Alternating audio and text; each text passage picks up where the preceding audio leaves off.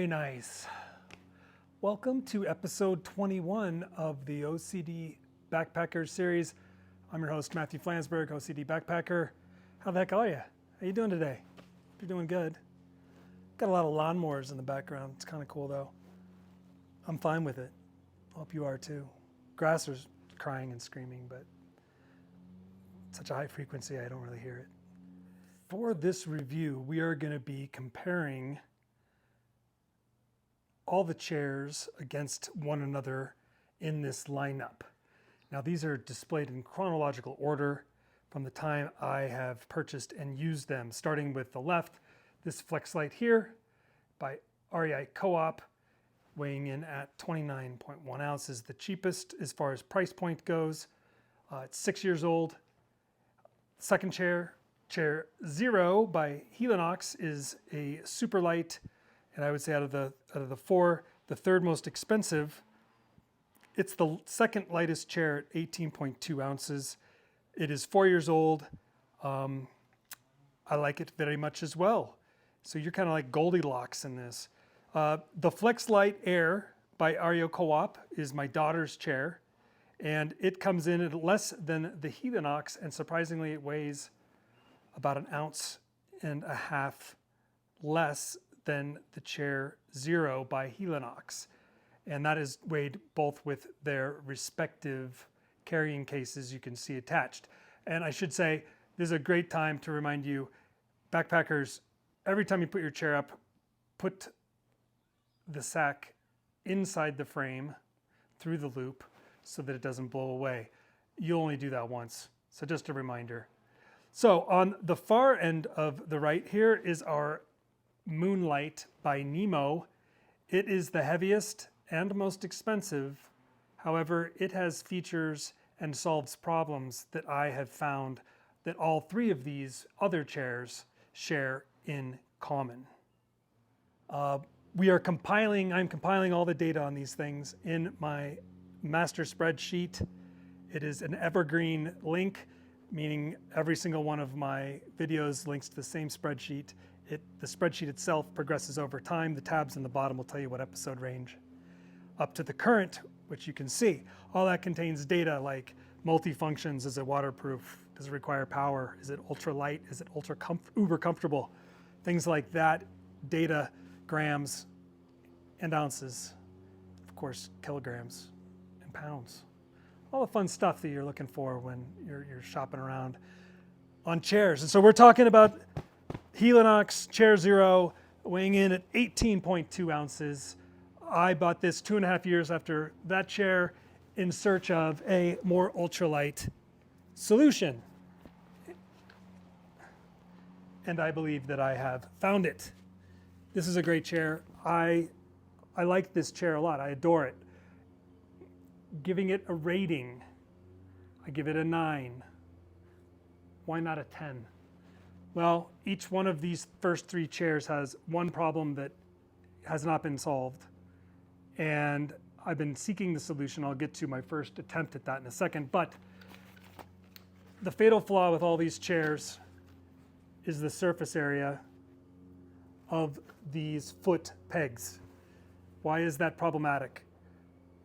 Mud or loose terrain, sand, this thing will punch through and you'll sink into the mud. And that's exactly what happened on one of the 4 nights in the Superstitions. I would mention that I did a good review on tenacious tape, which repaired a burn hole during that trip.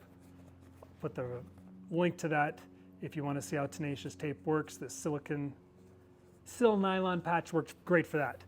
Back to the chair. That is its fatal flaw. That, and it doesn't, and you'll learn with the last chair in this series, this is restrictive in a sense that it has one position, which isn't bad. It's a light chair, guys. It's just over 1 pound with its case. So how does this individual chair compare amongst its peers and the other chairs of its class here? Well, let's do a quick rundown. So the FLEXLITE by REI Co-op is a really great chair. This was my first chair of this kind. I've had numerous ones way before that. But this is my first foray into like a really nice chair. 6 years old, I love it. I think it's a great chair. It's sturdy, reliable. I use this around the garage when I choose any of them to sit on, just because I know that it's a little more sturdy and a little more durable, and that's due to its weight. Why would I recommend this chair? I would recommend this chair in particular to anybody new or anybody who's going to go on less than 4 or 5 hikes a year. If you get into the super serious territory, I think that's when we kind of transition into these middle two, where you're going to be saving ounces and paying for those in dollars, in real dollar value. So this would be a great beginner's chair. It'll never go bad, and if it does, you've got REI's warranty to fall back on. A couple years later, 2019, I purchased this chair, and I truly love it. Although if you look at the Superstition trip retrospective, this chair and all 3 of these chairs share one thing in common that really bugs me. It bugs me a lot. And that is, in mud, the footprint on all of these chairs is such that, depending on the conditions, I was sinking into the mud fully every couple minutes with this very small footprint. So how did I try to solve that problem? Well, as you'll see in this individual write-up, this episode, I tried to solve it with these VIBRAM feet, and it was an impulse buy, and I regret it, because all it did was add weight to something that by design is supposed to be light. So at 18.2 ounces in bag, this is a great ultralight backpacking option if you're into chairs, which I am, obviously. On the flip side, you have REI FLEXLITE co-op chair here, which is slightly less. Actually, it's what, 1.25 ounces less.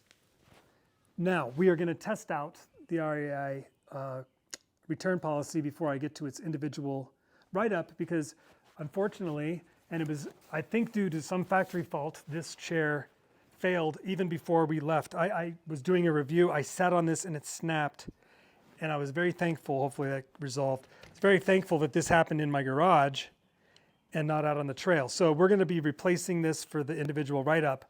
But this chair weighs less, and it actually, most of the time, is less expensive than this in comparison.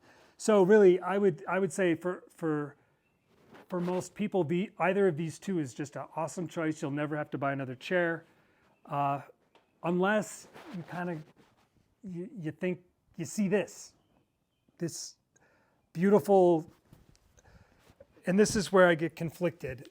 It's the most expensive chair, but price aside, what does this have that these other 3 don't, besides more weight? And honestly, I look at this from the top down, and it's construction, and the fact that these points where you get your surface area touching the ground are massive, and that solves the mud problem. Another thing this chair solves is a problem I didn't know chairs had, and this has a reclining feature. So if I'm whittling wood, I can pull these straps up and get close and have that chair support my back. And if I want to recline at night and look at the stars, these straps come out and boom, this reclines. So in the world of getting lighter, lighter, lighter, this thing pops up on the radar. It solves the mud problem, but what good is it? So we're adding poundage here. It's got 2 anvils, or 2 big things here. So why would somebody take this out compared to any of these others? We'll stick to the middle 2. Well, quite honestly, if I'm going to go fishing, or if I have a shorter hike, a shorter adventure, and I have a place where I'm going to be for a while, this is the chair. This is the chair to do that type of thing in, because I don't want to slip in the mud like I did before. That's annoying to me. Now, depending on conditions, and I'll wrap this up, there's arguments for either of these types of chairs. This for comfort. This would be something where you know, Uli Kunkel would love this chair. Where is Stephan Ultralight? Hello, Matthew. It's Stephan Ultralight! 5-time world champion ultralight backpacker. Let me set the record straight. Most of us ultralight guys, we don't believe in chairs. No. We believe in the squat.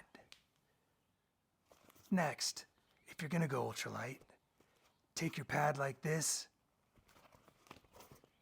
sacrifice 2 sections. There's your chair. And that leaves everything else, except for your legs, to have a nice, comfortable back mat. Because who cares about your feet, right? Who cares about your legs? It's ultralight. If I didn't need them, I'd take them off. As for the chairs, either of these chairs would be a really good pick for an ultralight option if you were into chairs. However, bang for the buck, I would have to go with the REI Co-op. FLEXLITE Air is my choice. Stephan Ultralight approved. Not that this isn't approved.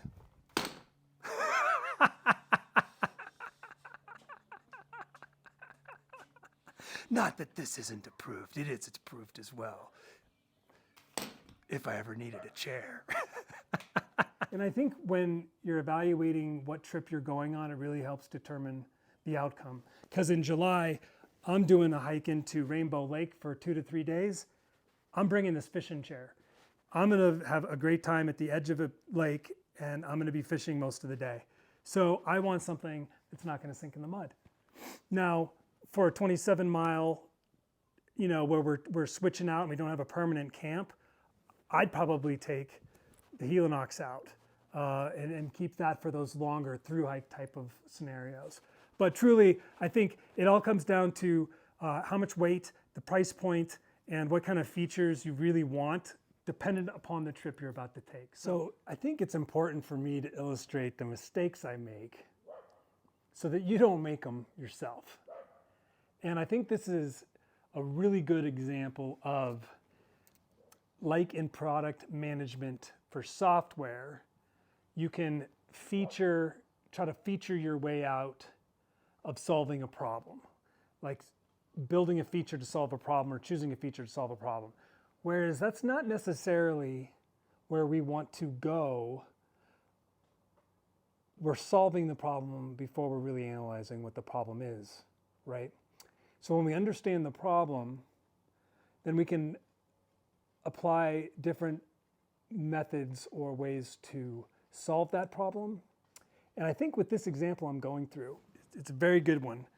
So the problem was that on the Superstition trip, and this has happened before, but it was just pronounced and I'm recording things, and so I'm bringing more attention to them as they happen. This sunk in the mud, and it was annoying, honestly.